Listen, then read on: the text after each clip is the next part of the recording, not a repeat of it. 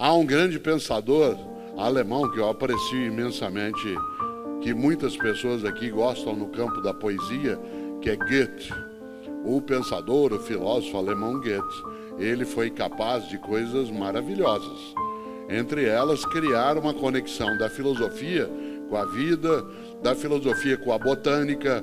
Ele foi alguém que se interessou pelo Brasil de modo muito intenso, né? E é algo que vários pensadores na Europa deram atenção. Goethe é do século XVIII, uma parte do século XIX, mas teve muita atenção ao Brasil. Aliás, também aqui Feira é uma cidade que chamou a atenção, especialmente, né, do pensador francês, o Jean-Paul Sartre, que aqui esteve, veio visitar Feira. Ele e a sua esposa Simone de Beauvoir cá vieram no início dos anos 1960, né, e passaram um tempo conhecendo aqui esta cidade e região. O Sartre, que é conhecido por muitas coisas, mas uma delas tem a ver muito com você e comigo, quando ele dizia que não importa o que fazem com uma pessoa, o que importa é o que ela faz com o que fazem dela. Isto é, não importa se alguém faz algo contigo, o que importa é o que você faz daquilo que de você fizeram. E, portanto, exerce tua autonomia, tua iniciativa. E Goethe tem uma expressão de uma simplicidade imensa. Ele dizia, se alguma coisa tem de ser feita, então que essa coisa seja bem feita. Olha que coisa! Se alguma coisa tem de ser feita, então que essa coisa seja bem feita. Nesta hora, vale, por exemplo, a possibilidade de nós nos lembrarmos de homens e mulheres que nesses 30 meses, por exemplo, se dedicaram pelo mundo afora e também no nosso país a fazer bem feita a nossa proteção, a fazer bem feito o nosso cuidado, a fazer toda uma atividade no campo das morsas de saúde que nos protegessem a ponto de nós estarmos 30 meses após o horror pandêmico que ainda persiste de um outro modo, estamos aqui todas e todos nessa noite. Evidentemente, fazer isso hoje, 18 de outubro, que é o dia em que entre o mundo católico, especialmente, se lembra de São Lucas, um dos evangelistas, aquele que é entendido como sendo um médico, há várias menções dentro do texto religioso cristão, né, a vida de Lucas, e entre outras coisas, hoje é, como sabe, o dia da médica, o dia do médico, por conta exatamente dessa lembrança, né, relativa a Lucas. E é curioso também, porque uma das coisas boas é o quanto que pessoas se dedicaram a, tendo de algo fazer, fazê-lo do melhor modo. Claro, nós não cessamos ainda o tempo de cuidado, de cautela, de salvaguarda. Eu mesmo passo o tempo todo em que estou com outras pessoas usando máscara. Agora eu estou aqui no palco sozinho e eu o faço por uma razão, né? Todos os dias eu tenho contato com pessoas e isso permite que eu seja, novamente, por exemplo, capturado pelo vírus. Se uma gripe, que é aquilo que eu estou nesse momento, ela traz alguma dificuldade, né, para as minhas atividades, ela não impede de vez, mas o vírus da Covid faria com que eu ficasse 2 semanas sem nenhuma atividade. Por isso, quando eu estou em estado de convivência, eu uso máscara. Para quê? Porque se alguma coisa tem de ser feita, então que ela seja bem feita. E uma das coisas que tem que ser bem feita é a nossa capacidade de cuidado. E por que eu lembro isso?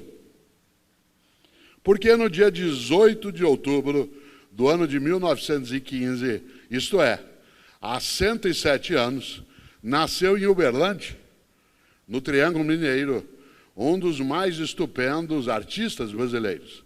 Ator, cantor, dançarino, um homem de 1,5 metro de altura, Grande Otelo. Grande Otelo, que muita gente teve a ocasião de ver em apresentações no cinema. Uma ou outra de nós teve a ocasião, como pessoa, de vê-lo em apresentações.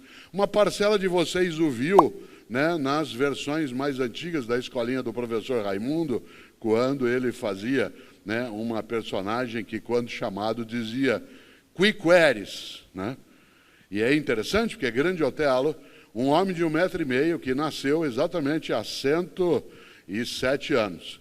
e que morreu em 1993 na cidade de Paris, produziu arte de altíssimo nível.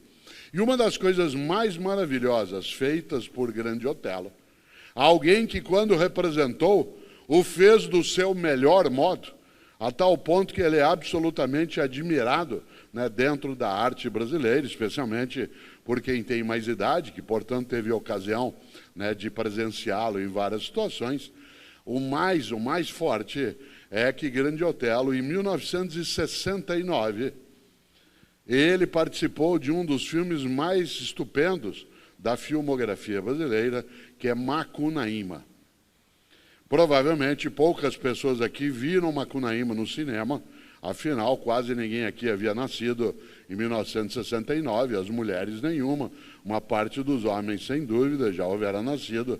E uma das coisas boas é que em 1969, faz tempo, o cinema lançou o filme Macunaíma. E Macunaíma, como sabe, é uma obra de Mário de Andrade, um paulistano que escreveu esse livro no ano de 1928. E esse livro, ao ser levado para o cinema, teve como seu intérprete central Grande Otelo. E há uma cena que se repete várias vezes no filme, que é uma cena que alerta a você e a mim, porque a personagem feita por Grande Otelo no filme, que é o próprio Macunaíma, uma das coisas que ele mais faz o tempo todo, e aquele homem de 1,5 metro de altura, fazendo o gesto, magrinho como ele era, é muito curioso e, ao mesmo tempo, muito convincente, porque quase todas as vezes que ele aparece, ele, Grande Otelo, encarnando ali Macunaíma, diz: ai, que preguiça! Ai, que preguiça! Preguiça de quê? De fazer alguma coisa. De ter de me esforçar. De ir lá, como lembrou o Pedro, tirar o leite da vaca. Ai, que preguiça! Vocês sabem, eu mencionava há pouco Lucas, né, um dos grandes nomes dentro do cristianismo na história, e uma das coisas mais fortes é que o passado, especialmente no século IV, o mundo cristão, ele organizou pecados capitais, isto é, os pecados mais brutos em relação à possibilidade de nós degradarmos, né, a nossa vida, chamados também de 7 pecados capitais. Aí eles deixaram de ter uma relevância e no século XIII, um dos maiores teólogos da história e filósofo, Tomás de Aquino, organizou de novo os 7 pecados capitais. A gente os encontra hoje na maneira como Tomás de Aquino, né, o fez. E um dos pecados capitais é a preguiça. Entendido aí, para quem tem algum tipo de fé, no sentido religioso, especialmente cristão, a preguiça é um pecado, porque é a preguiça de buscar o melhor na tua vida, a preguiça de buscar a salvação, a preguiça de buscar ser bom ou boa, a preguiça de buscar ser necessária ou necessário. Aliás, a palavra preguiça, no nosso idioma, ela, vez ou outra, pode vir também na sua forma latina, que é assídia, e também se diz assédia em português com C, né? Não assédio com 2 S, mas assédia com C, se usava no latim assídia. Um pecado capital. Pecado de quê? Ai, que preguiça! Preguiça de cumprir teu dever, preguiça de não ser relaxado ou relaxado, preguiça para não ser displicente, preguiça para não ser alguém que deixa de lado aquilo que, podendo fazer melhor, faz de modo pequeno, banal, fútil,